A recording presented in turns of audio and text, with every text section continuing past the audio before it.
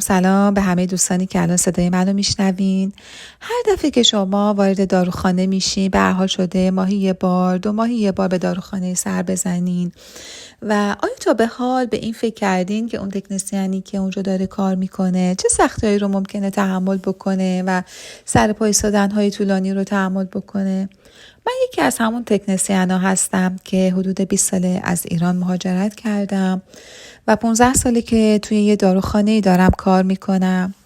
با اینکه کارم رو خیلی دوست دارم، کمک کردن به دیگران رو خیلی دوست دارم، ولی میدونین کم کم به این نتیجه رسیدم که سر پا ایستادن‌های طولانی داره برام غیر قابل تحمل میشه.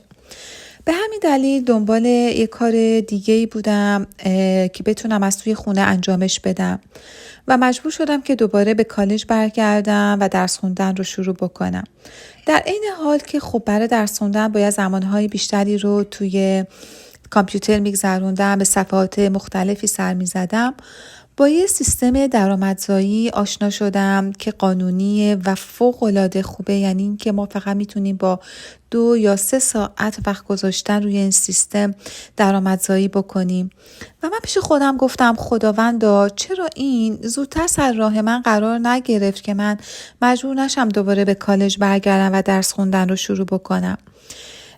ولی خب گاهی وقتا من همیشه به این اعتقاد دارم خداوند یه دری رو برای ما باز میکنه که ما هیچ وقت اون در رو نزدیم و من اینو خیلی دوست داشتم که الان با همه عزیزانی که شرایطشون مثل زندگی منه و این که شاید اونها هم سختی های کاری رو تحمل میکنن که حس میکنن یواش یواش تواناییشون داره کمتر میشه، یا اینکه میخوان که حجم کاریشون رو کم بکنن و یه درآمدزایی دومی داشته باشن، از توی خونه انجامش بدن. این یه درآمدزایی و یه کار فوق العاده عالی هست که من اینو میخواستم با شما شیر بکنم و برای همین اگر که شما واقعا دوست دارین و علاقه‌مند هستین، میتونین که از هر طریقی که دوست دارین و براتون امکانش هست برای من پیام بذارین. میتونین که روی لینک زیر کلیک بکنین، میتونین وارد فیسبوک من بشین برام پیام بذارین، میتونین وارد وبسایت من بشین و ایمیلتون رو بذارین.